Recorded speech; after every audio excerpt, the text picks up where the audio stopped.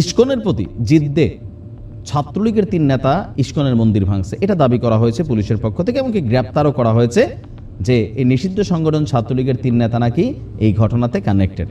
তো এখন কেউ কেউ বলছেন যে এটা ছাত্রলীগের ফাঁসাই দেওয়া হয়েছে, ঘটনা করছে অন্য কেউ, আবার কেউ কেউ বলছেন ছাত্রলীগ নিজেরা আসলে ইস্কনের মন্দির ভেঙে দেশে আরেকটা ভেজাল লাগাতে চাইছে। তো এখানে যার যার মন্তব্য বক্তব্য আছে, কিন্তু ঘুরে ফিরে আপনি যাই ঘটবে বাংলাদেশে এই মুহূর্তে ছাত্রলীগ, আওয়ামী লীগ, যুবলীগ, নানান লীগের আমরা বক্তব্য গণমাধ্যমে বা সমন্বয়কদের মুখ থেকেও কিন্তু শুনছি। তো এই যখন পরিস্থিতি, গোপালগঞ্জ থেকে নতুন আরেক যাত্রা শুরু হয়েছে। কেউ কেউ বলছেন এটা আওয়ামী লীগেরই নতুনভাবে আত্মপ্রকাশ, কারণ যে দলটার নাম দেওয়া হয়েছে এই নামটা ভারতের যেই ক্ষমতাসীন সরকার মোদির বিজেপি, সেইটার একদম সেম টু সেম 95%, শুধু আকারের জায়গায় মানে একারের জায়গায় রস্বীকার যোগ হয়েছে। দর্শক, বাংলাদেশ গণতান্ত্রিক পার্টি মানে বাংলাদেশ গণতান্ত্রিক পার্টির শর্ট নাম দেওয়া হয়েছে বিজিপি। এই নামের একটা নতুন রাজনৈতিক দল আত্মপ্রকাশ করেছে গোপালগঞ্জ থেকে। এখন গোপালগঞ্জ থেকে একটা মাসি ফুটলেও এটা মাসি লীগ হয়ে যাবে। তো সেখানে যখন একটা রাজনৈতিক দলের আত্মপ্রকাশ করছে, এটার ব্যাপারে কমেন্টে অনেকে লিখছেন যে এটা আওয়ামী লীগেরই নতুন আরেকটা টিম, এবং গোপালগঞ্জ থেকে নতুনভাবে আরেকটা টেকনিক্যাল ওয়েতে যাত্রা শুরু করেছেন আওয়ামী লীগের মানে নির্দেশে। যাই হোক, বাট বিষয়টা ওইখানে না, আমরা দেখছি টোটাল নিউজটাতে এরকমই আসছে যে গণতন্ত্র, ন্যায় বিচার, উন্নয়ন এবং শান্তি স্লোগানকে সামনে রেখে গতকালকে দুপুর 12টায় গোপালগঞ্জের চাপাইলের মধুমতি পার্কের সম্মেলন কক্ষে সংবাদ সম্মেলন করে নতুন সংগঠনের আত্মপ্রকাশের বিষয়টি অবহিত করেছেন দলীয় নেতৃবৃন্দ। সংবাদ সম্মেলনে লিখিত বক্তব্য পাঠ করেন সংগঠনটির আহ্বায়ক এবং জাতীয় সমাজতান্ত্রিক দলের গোপালগঞ্জ জেলার সাবেক সাধারণ সম্পাদক সাইফুর রশিদ চৌধুরী।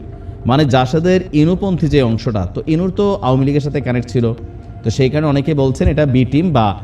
তো তিনি বলছেন এ সময় চলমান গণতান্ত্রিক আন্দোলনকে বেগবান করার লক্ষ্যে 32 দফা প্রস্তাবনা পেশ করা হয়েছে। তো কি আছে প্রস্তাবনাগুলোতে?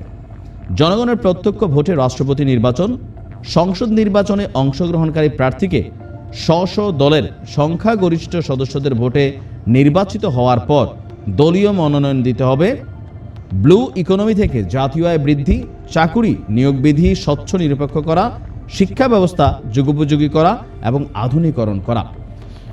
দলটির নেতারা বলছেন বাংলাদেশে অনেক রাজনৈতিক দল আছে, যে দলই রাষ্ট্রীয় ক্ষমতায় এসেছে কোনো দলই গণতন্ত্রের সঠিক চর্চা করেনি, ক্ষমতাকে আঁকড়ে রাখার জন্য ভোটের প্রহসন তারা চালিয়েছে। তো বলছে আমরা লক্ষ্য করছি রাজনীতির নামে পরিবারতন্ত্র কায়েম হয়েছে, ফলে স্বাধীনতার এত বছর পরেও গণতন্ত্র প্রাতিষ্ঠানিক রূপ আপনার পায়নি।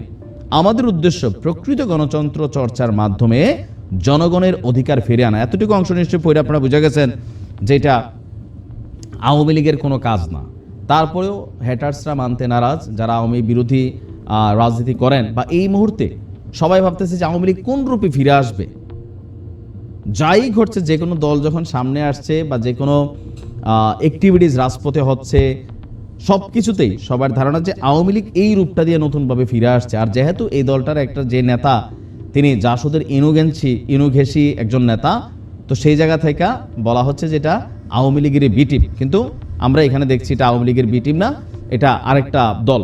প্রাথমিকভাবে 10 জেলায় নতুন এই দলের কার্যক্রম শুরু হয়েছে বলে জানিয়েছেন দলটির যুগ্ম আহ্বায়ক মোহাম্মদ জুলিয়াস খান ঠাকুর, মোহাম্মদ শেখ ফরিদ আহমেদ এবং ইয়ার আলী, তারাও প্রোগ্রামে উপস্থিত ছিলেন। তো এখন এটা আসলে মানে কতটুকু কি হয় বা এটার অ্যাক্টিভিটিস, দেশে তো দলের অভাব নাই।